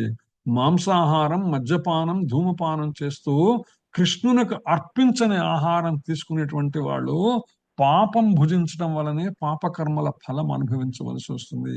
ఈ 3 కర్మలు చేస్తూ ఎవరైతే కృష్ణ ప్రసాదమును కాక ఇతరములైనవి స్వీకరిస్తూ ఉంటారో వాళ్ళు కేవలం పాపాన్ని మాత్రమే భుజిస్తున్నారు. అందుకని ఎటువంటి సందర్భంలో కూడా మన నోట్లో ఏది పెట్టుకున్నా కూడా భగవంతునికి నివేదన చేసినది మాత్రమే మనం స్వీకరించాలా. ఆ భగవంతునికి నివేదించేటువంటిది తప్పనిసరిగా నివేదించవలసి వస్తే ఏం నివేదించాలి, ఏ విధంగా నివేదించకూడదు అనేటువంటిది శాస్త్రం చాలా స్పష్టంగా చెప్పబడింది. కాబట్టి అందరికీ కూడా తెలిసినటువంటి విషయం. కాబట్టి ఏవైతే అందులో కలపకూడదో అవి కలపకుండా భగవంతునికి నివేదన చేసేటువంటి ఆహారాన్ని మనం తయారు చేస్తాము. అటువంటి ఆహారం మాత్రమే మనం స్వీకరించాలా. భగవంతునికి నివేదించకుండా ఏదైనా ఆహారం కనుక మనం స్వీకరిస్తే అది పాప ఫలంతో సమానము అనేటువంటి విషయాన్ని భగవద్గీత స్పష్టంగా చెప్పింది అనమాట. 3వ అధ్యాయం 13వ శ్లోకంలో భుంజతే తే త్వగం పాపాహ ఏ పచన్యాత్మ కారణాత్. ఎవరైతే కృష్ణునికి అర్పించక తమ ప్రీత్యర్థమే ఆహారాన్ని స్వీకరిస్తారో లేక తయారు చేసుకుంటారో అట్టి వారు పాపాన్నే భుజించువారు కాగలరు అని చాలా స్పష్టంగా భగవద్గీతలో చెప్పబడింది. అందుకని పాపం భుజించే వాళ్ళు, అతిగా భుజించే వాళ్ళు పూర్ణ యోగ అభ్యాసం ఎప్పటికీ చేయలేరు. అధికంగా భుజించడం లేదా అతిగా ఉపవాసం చేయని వారు యోగాభ్యాసం చక్కగా పాటించగలరు. అంటే కొంతమందిని చూస్తున్న శిలాప్రభుపాద చాలా అతిగా ఉపవాసం చేసేటువంటి కేవలము భౌతిక సంబంధమైన విషయముల కోసమే ఉపవాసములు చేసేటువంటి వాళ్ళు, ఏదో ఒక 100 రోజుల్లో 100 కిలోలు తగ్గాలనేటువంటి ప్రయత్నం చేసేటువంటి వాళ్ళు, ఇటువంటి ఉపవాసాలు కేవలం ఆహారాన్ని వదిలివేయటం అనేటువంటిది ఇది మంచిది కాదనమాట. అదే సందర్భంలో ఆహారం మించిన దాన్ని కూడా మనం తినదలసిన దానికన్నా కూడా ఎక్కువ తినటం కూడా మంచిది కాదు. అందుకే భగవంతుడు, నేను అనేక సందర్భాల్లో మీకు అందరికి కూడా చెప్పాను కూడా, భగవంతుడు మనకు ఒక చక్కటి కొలతనిచ్చాడు. ఎంత ఆహారం తినొచ్చు అంటే ఎవరి దోషులు ఎంతైతే ఉన్నదో, ఇట్లా కనుక దోషులు కనుక పట్టుకుంటే, ఇలా మీరు మీ దోషులు కనుక పట్టుకుంటే ఈ దోషులలో, దీన్ని దోషులు అంటారు కదా, 2 చేతులు పక్క పక్కన చేర్చి పట్టుకున్నప్పుడు ఈ దోషులలో ఎంత ఆహారం, ఇది మన మన మన జీర్ణం, మన ఎవరి చేతులకు అనమాట, వాళ్ళకి లెక్క అనమాట. ఎవరి చేతులు ఎవరి దోషులు ఎంతైతే ఉందో వాళ్ళు అంతకు మించిన ఆహారం తీసుకోకూడదు. ఈ దోషులలో ఎంత ఆహారం నింపగలరో అంత ఆహారం నింపండి. నింపిన తర్వాత ఆ దోషుల్లో ఆహారం మాత్రమే మనము, అంత పరిమాణం మాత్రమే మనం తీసుకోవాలన్నమాట. ఇది ఖచ్చితమైనటువంటి లెక్క. ఎవరి అరచేతులు వాళ్ళకే లెక్క అనమాట. పక్కన వాళ్ళ అరచేతులు మనకు లెక్క కాదు. ఇప్పుడు మన అరచేతులు రెండు చేతులు కలిపినప్పుడు 2 అరచేతుల మధ్యలో ఎంత ఆహారం ఇముడుతుందో, వాటి మధ్యలో నిలబడగలదో, బయట పడేదాకా పెట్టుకొని కావాలంటే కానీ కానీ కింద పడిందంటే ఇంకా మంది కాదనమాట. అంతవరకు పెట్టుకుంటే అంత ఆహారాన్ని మించి మనం తీసుకోకూడదు. అది కూడా చాలా స్పష్టంగా శాస్త్రములు చెప్పింది ఏంటంటే సూర్యోదయం అనంతరము, సూర్యాస్తమయానికి ముందు, ఈ 2 సందర్భాలలో మాత్రమే మనం ఆహారం తీసుకోవాలని చెప్తుంది అనమాట. అందుకని అధికంగా భుజించే వారికి భుజించడం లేదా అతిగా ఉపవాసం చేయని వారు ఎవరైతే ఉంటారో వాళ్ళు చక్కగా యోగాభ్యాసం చేయగలరు. అధికంగా భుజించే వారికి కళలు ఎక్కువగా వస్తాయి. దానివల్ల వాళ్ళు అధిక సమయం నిద్రిస్తారు అనమాట. ఎవరైతే ఆహారం ఎక్కువ తీసుకుంటుంటారో వాళ్ళు దాన్ని కళలు ఎక్కువగా వస్తున్నానికి ఎక్కువగా నిద్రించేటువంటి అవకాశం ఉందన్నమాట. శిలాప్రభుపాద వారు అంటారు, వాస్తవానికి మానవుడు 6 గంటల కన్నా అధికంగా నిద్రపోరాదు. ఆ విధంగా రోజులో 6 గంటల కన్నా అధికంగా నిద్రించే వాళ్ళు ఎవరైతే ఉన్నారో వాళ్ళు తమో గుణం చేత ప్రభావితమైనటువంటి వాళ్ళని శిలాప్రభుపాద వారి భాష్యంలో స్పష్టంగా చెప్తున్నారు. ఎవరైతే తమో గుణ ప్రధానమై ఉంటారో వాళ్ళు మందంగా ఉంటారు, లేజీగా ఉంటారు అనమాట. అంతేకాదు అధిక నిద్రతో ఎన్నడూ కూడా యోగాన్ని వాళ్ళు నిర్వహించలేరు. అధిక నిద్ర ఉన్నా, నిద్ర లేకపోయినా, అధిక ఆహారం తీసుకున్నా, సరిపడినటువంటి ఆహారం తీసుకోకపోయినా కూడా వాళ్ళు ఎప్పుడు కూడా యోగాభ్యాసం చేయలేరు. యోగాభ్యాసం అంటే ఆసనాలు కాదని ఇక్కడ మనం చెప్పుకున్న భక్తి యోగాన్ని అభ్యసించలేరు అనే విషయం చెప్తున్నారట. మన శిలాప్రభుపాద కృష్ణ భక్తుల గురించి చెప్తారు ఈ యొక్క భాష్యంలో. కృష్ణునికి నివేదించిన ఆహారం భుజించడం అందరికీ ఉత్తమమైనటువంటిది. కృష్ణ భక్తి భావంలోని వారు మొదట కృష్ణునికి అర్పించని ఆహారం దేన్ని కూడా స్వీకరించరు. కృష్ణ భక్తులు ఎవరైతే ఉన్నారో భగవంతునకు నివేదించినటువంటి ఆహారాన్ని వాళ్ళు స్వీకరించరు. ఏదైనా సరే తప్పనిసరిగా భగవంతునికి నివేదించిన తర్వాత మాత్రమే స్వీకరిస్తారు. భగవంతునికి నివేదించకుండా తీసుకున్న ఆహారం మొత్తం పాపరూపమే, పాపాన్ని పొందిన వాళ్ళని అవుతాము. ఇందాక చెప్పుకున్న 3వ అధ్యాయంలోని 13వ శ్లోకాన్ని అనమాట. అందుకని కృష్ణ భక్తి రసభావితుడి యోగాభ్యాసంలో పూర్ణత్వాన్ని పొందగలరని చాలా స్పష్టంగా శిలాప్రభుపాద స్పష్టం చేస్తున్నారు. కేవలం తనకు తోచిన విధంగా ఉపవాసం చేసి కృత్రిమంగా ఆహారం విడిచి యోగాభ్యాసం చేసేటువంటి వాళ్ళు ఎప్పటికీ యోగంలో పూర్ణులు కాలేరు. అంటే ఉపవాసం అన్నటువంటిది ఏదైతే శాస్త్రములు చెప్పబడినాయో, శాస్త్రములు చెప్పినటువంటి ఉపవాస విధి విధానాలు కాకుండా తమకు తోచిన విధంగా ఉపవాసం చేసేటువంటి వాళ్ళు ఎవరైతే ఉన్నారో, కృత్రిమంగా ఆహారం విడిచిపెట్టేటువంటి ఎవరైతే ఉన్నారో వాళ్ళు ఎప్పటికీ కూడా యోగములో, భక్తి యోగములో పూర్ణులు కాలేరు అనమాట. ఎందుకంటే కృష్ణ భక్తులు శాస్త్రాల్లో తెలిపిన విధంగా మాత్రమే ఉపవాసం చేస్తారు. అందుకని ఈ ఆహార నియమం గురించి మనం కపిల గీతలో చెప్పుకున్నాం. మీకు గుర్తుందో గుర్తులేదో, అప్పటి వాళ్ళు కొంతమంది ఉన్నారనుకుంటున్నారు తెలిసి. శ్రీమద్ భాగవతం 3వ స్కందం 27వ అధ్యాయం 8వ శ్లోకంలో కపిల గీతలో చెప్పబడుతుంది. యదృచ్ఛయా ఉపలబ్ధేన సంతుష్టో మితభుక్ ముని వివిక్త శరణ శాంతో మైత్ర కరుణ ఆత్మవాన్. అధిక ప్రయాస లేకుండా దేనిని ఆర్జించగలడో దానితోనే భక్తుడు సంతృప్తి చెందాలి. అవసరానికి మించి అతడు భుజించరాజు. ఏకాంత వాసంలో జీవిస్తూ అతడు సర్వదా మననశీలుడును, శాంతుడును, మైత్రీభావం కలవాడును, కరుణామయుడును, ఆత్మవంతుడును అయి ఉండాలని చెప్తారు కపిల భగవానుడు. అదే 28వ అధ్యాయంలో 3వ శ్లోకంలో కూడా మళ్ళీ చెప్తారన్నమాట మితభుక్ అనేటువంటి విధాన్ని. గ్రామ్య ధర్మ నివృత్తిశ్చ మోక్షధర్మ రతిస్తథా మితమేధ్యాదనం శశ్వత్ వివిక్త క్షేమ సేవనం. అతడు లౌకిక ధర్మాచరణను విరమించి మోక్షమును కలిగించు వాటిపైనే అనురక్తుడు కావలను. మితముగా భుజిస్తూ సర్వదా ఏకాంతంగా వసించవలను. తద్వారా అతడు జీవితం యొక్క అత్యున్నత పూర్ణత్వాన్ని పొందగలడు అనే విషయాన్ని కపిల భగవానుడు కూడా తన తల్లి అయినటువంటి దేవహూతికి శ్రీమద్ భాగవతం 3వ స్కందంలోని 27, 28 అధ్యాయాల్లో చెప్తారనమాట. అలా చెప్పుకుంటూ మనము తర్వాత శ్లోకంలోకి ప్రయాణం చేద్దాం. యుక్తాహార విహారస్య యుక్తచేష్టస్య కర్మసు యుక్త స్వప్నావబోధస్య యోగో భవతి దుఃఖః. యుక్తాహార విహారస్య యుక్తచేష్టస్య కర్మసు యుక్త స్వప్నావబోధస్య యోగో భవతి దుఃఖః. హరికృష్ణ మాత చరణ్ మాత. హరే కృష్ణ ప్రభుజీ. యుక్తాహార విహారస్య యుక్త చేష్టస్య కర్మసు యుక్త స్వప్నావబోధస్య యోగో భవతి దుఃఖః. నియమితమైన ఆహారము, నిద్ర, విహారము, కర్మములు గలవాడు యోగాభ్యాసం ద్వారా భౌతిక క్లేశాలను అధిగమించగలరు. హరే కృష్ణ. హరే కృష్ణ. వైకుంఠేశ్వరి మాత చదువుతారు ఇప్పుడు. హరే కృష్ణ ప్రభుజీ చదువుతా. హరే కృష్ణ. హరే కృష్ణ. యుక్తాహార విహారస్య యుక్తచేష్టస్య కర్మసు యుక్తస్య స్వబోధస్య యోగో భవతి దుఃఖః. నిమితమైన ఆహారము, నిద్ర, విహారము, కర్మలు కలవాడు యోగాభ్యాసము ద్వారా భౌతిక క్లేశాలను అధిగమించగలరు. హరే కృష్ణ. హరే కృష్ణ. రమ్య మాతాజీ మీరు చదువుతారా? ఎన్ రమ్య మాతాజీ చదవగలరా? హరే కృష్ణ. Okay okay. నిత్యరూపిణి మాతాజీ. హరే కృష్ణ ప్రీతి ప్రణామ్. హరే కృష్ణ మాతాజీ. యుక్తాహార విహారస్య యుక్తచేష్టస్య కర్మసు యుక్త స్వప్నావబోధస్య యోగో భవతి దుఃఖః. ధన్యవాద పాఠం శిలప్రపాద్కి.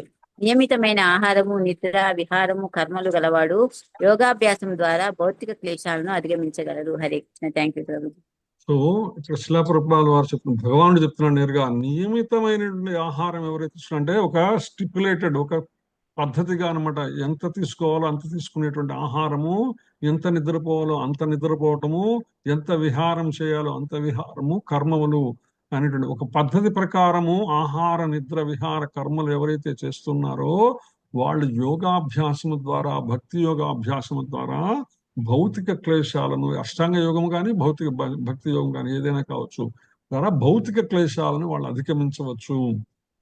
దేహానికి అవసరమైనటువంటి ఆహారము, నిద్ర, భయం, మైథునాల్లో అతి అనేది యోగాభ్యాస పురోభివృద్ధికి ఆటంకమైనటువంటిది. అతి సర్వత్ర వర్జేత్ అనేటువంటిది మనకు ఒక శాస్త్రవాక్యం ఉందన్నమాట. ఎప్పుడు కూడా అవసరానికి మించి చేస్తే అది దాన్ని ఎప్పుడు కూడా వదిలివేయవలసినదే కానీ ఆచరించదగినటువంటిది కాదనమాట. అందుకనే ఆహార నిద్ర భయ మైథునాల్లో కూడా అతి అనేటువంటిది మన యోగాభ్యాస పురోభివృద్ధికి ఆటంకం అవుతుంది అనమాట. అందుకని భగవానుడికి అర్పించిన ఆహారం పవిత్రమైన ప్రసాద రూపంలో స్వీకరించడం ద్వారా మనం ఆహారం నియంత్రించవచ్చు అని శిలా ప్రభుపాద స్పష్టం చేస్తున్నారు. దానికి శిలా ప్రభుపాద వారు భగవద్గీతలో 9వ అధ్యాయం 26వ శ్లోకం చెప్తారు. పత్రం పుష్పం ఫలం తోయం యోమే భక్త్యా ప్రయచ్చతి తదహం భక్త్యుపహృతమశ్నామి ప్రయతాత్మనః. పత్రమునైనను పుష్పమునైనను ఫలమునైనను లేదా జలమునైనను ప్రేమతోను భక్తితోను ఎవరైనా అర్పించినచో నేను స్వీకరించును. భగవానుడు ఏవైతే ఇక్కడ చెప్పబడిందో ఉత్పత్తి యొక్క మొక్కల మీద ఆధారపడినటువంటి వాటిని అన్నింటినీ కూడా భగవానుడు స్వీకరిస్తాడు. వాటితో పాటు జలం కూడా ఆయన ఏదైనా సరే ప్రేమతో భక్తితో ఇస్తే ఆయన స్వీకరిస్తారనే విషయాన్ని స్పష్టం చేస్తున్నారు అనమాట. అందుకని కూరలు, పూలు, ఫలాలు, ధాన్యము, పాలు మొదలైనటువంటివి శ్రీకృష్ణ భగవానికి అర్పించవచ్చు. కృష్ణ భక్తి భావంలోని వారు స్వీకరించడానికి పనికిరాని ఆహారం, ఎందుకంటే అది సత్వగుణంలో లేనటువంటి ఆహారం. ఎందుకంటే సాత్విక ఆహారం మాత్రమే మనము భగవంతునికి అర్పిస్తాము. ఆ భగవంతునికి అర్పించిన ఆహారం మాత్రమే మనం తీసుకుంటాం. కాబట్టి భగవంతునికి అర్పించనిది అంటే అది సాత్విక ఆహారం కాదు, అది రాజసికమో తామసికమో అవుతుందన్నమాట. అటువంటి ఆహారం తీసుకోవటం అనేది అది మన యోగా పురోగతికి ఆటంకం అవుతుంది. ఎప్పుడైతే భగవంతుని నివేదించిన సాత్వికాహారం మాత్రమే మనం తీసుకుంటూ ఉంటామో అది అప్రయత్నంగా మనం తెలుసుకొని భక్తి భావనలో ముందుకెళ్తాం అనమాట. అందుకని కృష్ణ భక్తి ఎప్పుడు కూడా కృష్ణునికి కోసం చేసేటువంటి కర్మలను చేయటంలో ఎప్పుడూ జాగ్రత్తగా ఉంటాడు. ఆయనకు చేసేటువంటి ఎటువంటి సేవ అయినా సరే, నివేదనైనా సరే చాలా జాగ్రత్తగా శాస్త్రం అనుసరించి ఆచార్యుల ఇన్స్ట్రక్షన్స్ అనుసరించి చేస్తారనమాట.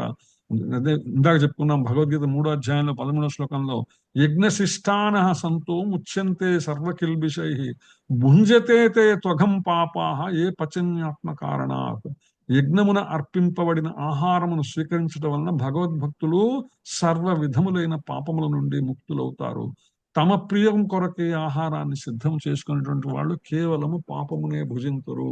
అంటే భగవంతునికి యజ్ఞము ద్వారా అర్పించకుండా ఉంటే, భగవంతుని నివేదన చేయకుండా ఉంటే, అంతే కదండి, నివేదన చేయకుండా ఉండేటువంటి భగవాన్ చెప్పాడు, హం వైశ్వానరో భూత్వా ప్రాణినాం దేహమాశ్రితః ప్రాణాపాన సమాయుక్త పచామ్యన్నం చతుర్విధము. నేను వైశ్వాను వల్లే, ఆ యొక్క అగ్ని వలె, మీ యొక్క జఠరాగ్ని వలె ఉన్నాను మనుషుల యొక్క శరీరములో, జీవుల యొక్క శరీరములో వారు తినే ఆహారాన్ని పచనం చేస్తున్నాను అని చెప్తాడు.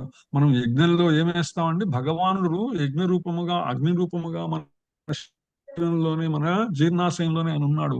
అటువంటి యజ్ఞంలో మనం ఏం చేయాలా, భగవంతుని కోసం తయారు చేసినటువంటివి, భగవంతుని కోసం నివేదన చేసినటువంటి ఆహారాన్ని మాత్రమే ఆ యొక్క యజ్ఞంలో మనం వెయ్యాల. అంతేగాని నివేదించినటువంటివి, నిషేధించబడినటువంటివి ఆహారములన్నీ కూడా అందులో వేస్తే మనకి అసురులకి, అంటే రాక్షసులు, అదే కదా రామాయణంలో ఏం జరుగుతుంది, మారిచ సుబాహులు అనేటువంటి ఈ యొక్క రాక్షసుల్ని రామలక్ష్మణులు ఎందుకు చంపారు, వాళ్ళు వచ్చేసి మలము, వాళ్ళు వచ్చేసి రక్తము, ఇవన్నీ కూడా అందులో యజ్ఞాలలో వేస్తున్నారు కాబట్టి, యజ్ఞం వాటికి నష్టం కలిగిస్తున్నారు కాబట్టి వాళ్ళని చంపడం కోసం పిలుచుకొని వస్తారు విశ్వామిత్రుడు అనమాట రామలక్ష్మణుల్ని. సో అట్లా ఏదైతే మనం చేసేటువంటి నిత్యం చేసేటువంటి యజ్ఞం ఏంటి, మనము ఆహారం తీసుకోవటము. ఎటువంటి ఆహారం తీసుకోవాలి, భగవంతునికి ప్రియమైనటువంటిది, భగవంతునికి నివేదించదగినటువంటిది, అటువంటి ఆహారం మాత్రమే మనం తీసుకోవాల్సిన అవసరం ఉన్నదన్నమాట. అది చెప్పుకుంటూ మనము తర్వాత శ్లోకంలోకి నిద్ర గురించి చెప్తున్నారు శిలా ప్రభుపాద. నిద్రలో అధికంగా కాలం వ్యర్థం చేయటం గొప్ప నష్టమే అవుతుందన్నమాట. అవ్యర్థ కాలత్వం అంటారు. భక్తుడు భక్తియుత సేవ లేకుండా క్షణకాలం వృధా అవటానికి కూడా సహింపలేరు. భక్తులు ఎప్పుడు కూడా నిరంతరము భగవంతుని యొక్క సేవ, భాగవత సేవ చేసేటువంటి ఆలోచనలోనే ఉంటారన్నమాట. అందుకని వాళ్ళు నిద్రకు అతి తక్కువ సమయం కేటాయిస్తారు. ఈ విషయంలో శ్రీ రూపా గోస్వామి అత్యంత ఆదర్శనీయులు అని శిలాప్రభుపాద చెప్తారు. శిలాప్రభుపాదే చాలా తక్కువగా నిద్రపోయేవాళ్ళు ఆయన రోజులు అనమాట. ఆయన శిలారూప గోస్వామి యొక్క విషయం గురించి చెప్తున్నారు. శ్రీకృష్ణుని దివ్య సేవలో నిమగ్నమైన రోజుకు 2 గంటలు మాత్రమే నిద్రించేవారు. కొన్నిసార్లు ఆ మాత్రం కూడా ఆయన నిద్రించేవారు. బహుశా శిలాప్రభుపాద కూడా దీన్నే ఆదర్శంగా తీసుకొని ఆయన ఎక్కువసేపు భక్తులు నిద్రిస్తున్న సమయంలో ఎక్కువ కాలాన్ని ఆయన భాగవతాన్ని అనువదించడానికి, భాగవత భాష్యాన్ని, భగవద్గీత భాష్యాన్ని, ఇతర పుస్తక వాంగ్మయం మనం ఏదైతే ఈరోజు ఆనందంగా ఇవన్నీ అర్థం చేసుకోవడానికి ప్రయత్నం చేస్తున్నామో, ఈ జ్ఞానాన్నంతటినీ అందరూ నిర్దించే సమయంలో ఆయన రాసి పెడుతుండేవాడు అనమాట. అందుకని అంతేకాదు, హరిదాస్ ఠాకూర్ తన నిత్య నియమమైన 3 లక్షల హరినామ జపం పూర్తి కానిదే ప్రసాదం స్వీకరించడం లేదా క్షణకాలం కూడా నిద్రించడం చేసేవారు కారు అని శిలాప్రభుపాద చెప్తున్నారు. మొన్న మధ్య గౌరంగ దర్శన్ ప్రభు దుబాయ్లో భీష్మ స్తుతి గురించి ప్రవచనం చెప్తున్నప్పుడు మీరు కూడా విని ఉంటారు, చాలా మంది చెప్పారన్నమాట. హరిదాస్ ఠాకూర్ అపీరెన్స్ డే, ఆయన ఆవిర్భావ దినం రోజున వారి గోవర్ధన ఎక్కువలో ఉన్నటువంటి కొంతమంది భక్తులు ఆయన గురించి దాదాపు అర్ధరాత్రి 12 గంటలకి, ముందు రోజు అర్ధరాత్రి 12 గంటలకి మొదలుపెట్టి ఆయన ఎంత జపం చేయాలో అంత జపం చేయాలని చూస్తే అది దాదాపు 24 గంటల పాటు నడిచేది ఆ యొక్క హరిదాస్ ఠాకూర్ చేసిన జపం చేయాలంటే. సో అట్లా ఆయన రోజులో పూర్తిగా 24 గంటలలో మేబీ ఒక అరగంట, గంట, 2 గంటలు మేబీ ఆయన ఉపయోగించుకునేవాడు ఆయన సొంత ఆహారం కోసము, నిద్ర కోసము తప్ప. మిగిలిన సమయం మొత్తము హరినామ జపంలోనే హరిదాస్ ఠాకూరు. అందుకని ఆయన శ్రీ చైతన్య మహాప్రభుకి అత్యంత ప్రియమైన భక్తులలో ఒకరు హరిదాస్ ఠాకూర్ అనమాట. సో నిద్రించడం చేసేవారు. కర్మ విషయంలో కృష్ణ భక్తి పరాయణుడు కృష్ణపరం కాని కర్మలు ఏవి చేయరు. ఎప్పుడైతే కృష్ణ భక్తిలో ఉన్నటువంటి భక్తులు ఏం చేస్తారంటే తాము చేసేటువంటి ప్రతి కర్మని కృష్ణ సంబంధ కర్మగా చేస్తారు. కృష్ణునితో కూడినటువంటి, కృష్ణుని కొరకు చేసినటువంటి కర్మగా ఆచరిస్తుంటారు. అందువల్ల వారి కర్మ సదా ఇంద్రియ భోగ భావనతో కలుషితం కాదు అనే విషయాన్ని స్పష్టం చేస్తున్నారు. ఇంద్రియ భోగం అనే ప్రశ్నే లేకపోవడం వలన కృష్ణ భక్తునికి భౌతికమైనటువంటి విశ్రాంతి అనేటువంటి ఉండదు. ఎప్పుడు కూడా భగవత్ ప్రీతిగా చేసేటువంటి కర్మాచరణలో ఆనందానుభూతి ఉంటుంది, కానీ అలసట అనేటువంటి ఉండదు అనే విషయాన్ని మనకి అర్థం చేసుకోవాలన్నమాట. ఈ విధంగా తన కర్మ, వాక్కు, నిద్ర, జాగరణ, ఇతర దేహ కర్మలు అన్ని నియమితమై ఉన్నందువల్ల కృష్ణ భక్తునికి భౌతిక క్లేశాలు అనేటువంటివి ఉండవు. భౌతికంగా బాధలు అనేటువంటి కృష్ణ భక్తునికి ఎప్పుడు ఉండవు అనమాట. భగవంతుని సేవలో ఉంటారు కాబట్టి, అదే సందర్భంలో భగవంతుని సేవలో తమను తాము ఆనందంగా చూసుకుంటూ ఉంటారు కాబట్టి ఎటువంటి బాధ అనేటువంటిది వాళ్ళకి కలగదు అనే విషయాన్ని శిలాప్రభుపాద స్పష్టం చేస్తున్నారు. అది తెలుసుకుంటూ మనం తర్వాత శ్లోకంలోకి వెళ్దాం. యదా వినియతం చిత్తం ఆత్మన్యేవావతిష్ఠతే నిస్పృహ సర్వకామేభ్యో యుక్త ఇత్యుచ్యతే తదా. యదా వినియతం చిత్తం ఆత్మన్యేవావతిష్ఠతే నిస్పృహ సర్వకామేభ్యో యుక్త ఇత్యుచ్యతే తదా. హరే కృష్ణ మాతాజీ. కృష్ణ ప్రభుజీ. యదా వినియతం చిత్తం ఆత్మన్యేవ అవతిష్ఠతే నిస్పృహ సర్వకామేభ్యో యుక్త ఇత్యుచ్యతే తదా. యోగాభ్యాసం ద్వారా యోగి తన మనోకర్మలను నియమించి విషయ కోరికల రహితమైన ఆధ్యాత్మిక స్థితిలో నిలిచినప్పుడు యోగంలో స్థిరుడైనట్లుగా చెప్పబడును. హరే కృష్ణ. హరే కృష్ణ. చదవండి మాతాజీ. హరే కృష్ణ ప్రభుజీ. యదా వినియతం చిత్తం ఆత్మన్యేవ అవతిష్ఠతే నిస్పృహ సర్వకామేభ్యో యుక్త ఇత్యుచ్యతే తదా. యోగాభ్యాసం ద్వారా యోగి తన మనోకర్మలను నియమించి విషయ కోరికల రహితమైన ఆధ్యాత్మిక స్థితిలో నిలిచినప్పుడు యోగంలో స్థిరుడైనట్లుగా చెప్పబడును. హరే కృష్ణ ప్రభుజీ. హరే కృష్ణ మాతాజీ. మాతాజీ ఎవరు? పిఎస్ సక్కమ్మ, పి సక్కమ్మ మాతాజీ, సరోజ మాతాజీ, ఎవరైనా సరే మీ ఇద్దరు. పుట్రేవు సరోజ మాతాజీ చదవగలరా? చదివితే చదవండి మాతాజీ. హరే కృష్ణ ప్రభుజీ. హరే కృష్ణ మాతాజీ చదవండి.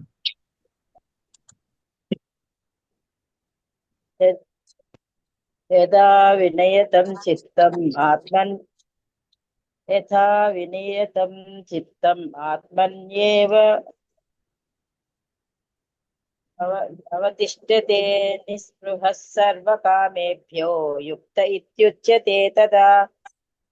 అభ్యాసం ద్వారా యోగాభ్యాసం ద్వారా యోగి తన మనోకర్మలను నియమించి విషయ కోరికల రహితమై ఆధ్యాత్మిక స్థితిలో నిలిచినప్పుడు యోగంలో స్థిరుడైనట్టుగా చెప్పబడును. హరే కృష్ణ. ప్రణామ. హరే కృష్ణ.